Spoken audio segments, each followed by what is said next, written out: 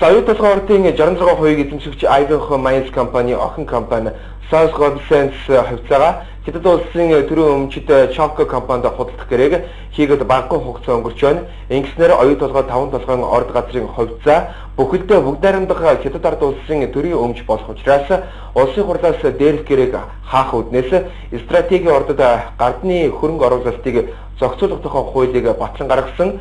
Гэсэн ч South Goldfields компани хувьцаагаа худалдах эрх хуулиар бүрэн хаагдаагүй асуудал эх сард ахин босч ирэхээр боллоо.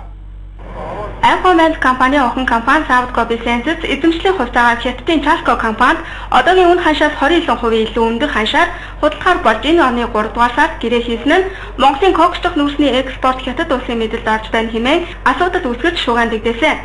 Иймээс улсын хурл дээрх гэрээг хааж гадны хөрөнгө оруулалтыг хянах зорилгоор гадны хөрөнгө оруулалтыг зохицуулах тухай хуулийг батлаж, лицензийг өөрийн өмч мэд эзэмшиж 8-аас дахь улмаар хөрөнгө босгож тоглолт хийдэг ашигт малтамлын хуулиар нээлттэй сөрөг үзэгдэлд хаалт тавьсан. Тодорхойлбол гадны хөрөнгө оруулалтыг зохицуулах хуулийн үйлчлэлд South Goldfields компани хамаарч засгийн газраас зөвшөөрөл авахар болсон. Гэсэн ч хувьцаагаа өндөр үнээр худалдах гэж байгаа компанийн хувьд хууль хаалт болж чадахгүй, гагцхүү шин засаг бүрдэж хэлцээр хийх тохиромжтой үеийг хүлээж хувьцааны худалдаагаа 1 сараар хойшлуулад байна.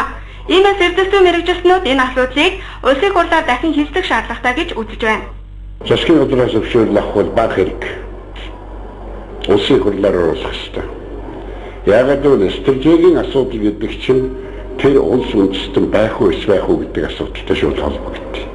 Тэр стратеги гэдэг нэр томьёо хэрэглэж байгаа бол тэр нэр томьёоны дагуу стратегийн ачаал бүгдтэй гэдэг чинь улс орон одоо алсын хараатай улс орны хөгжлийн чиг хандлага гэсэн. Тэгэхээр бусдад газар нутгаа өгчхөө тэднэр өөрсөндөө ном хэлүүлээ тэгээд тэнхтэй сууж ирнэ гэдэг бол Монгол хүний дэндүү үүсгэсэн үйл ажиллагаа л гэж үзэж байна.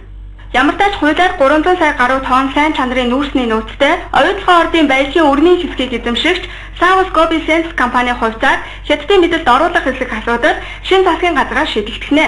Шинээр бүрдэх засгийн газрын гишүүд дээрх гэрээг зөвшөөрч эдийн засгийн алуур хийх вэ гэдэгт олон нийт санаа тавьж байна. Иргэн сануулгад 2009 оны 10 дугаар сарын 6-нд Монгол Улсын засгийн газар оюут толгойг ашиглалтанд оруулах зорилгоор Ivanhoe Mines Rio Tinto Group-тэй үзүүлсэн хөрөнгө оруулалтын гэрээгээр тус ордын 66%-ийг дээрх компаниуд эзэмших болсон. Харин 2011 оны 7 дугаар сарын 26-нд Хятадын төрийн өмчит Chalco компани охин компани 5 толгойн зүүн цанхын нүүрсийг худалдан авах гэрээг Монголын төрийн өмчит Эрдэнэс Монгол компанитай байгуулж 250 сая Америк долларын урьдчилгаа төлсөн. Иймээс манай улс хоёр том стратегийн ордоо эдийн засгийн эргэлтэнд оруулж эхэлсэн ч гадныхан манай улсын стратегийн орд газрын тусгай зөвшөөрлийг наймаасч гадны хөрөнгийн зах зээл дээрээс хөрөнгө босгож уудуурхаан бүтээгдэхүүнийг ямар ч татваргүйгээр гаргаж байгаа сөрөг үзэгдэл гарах болсон юм.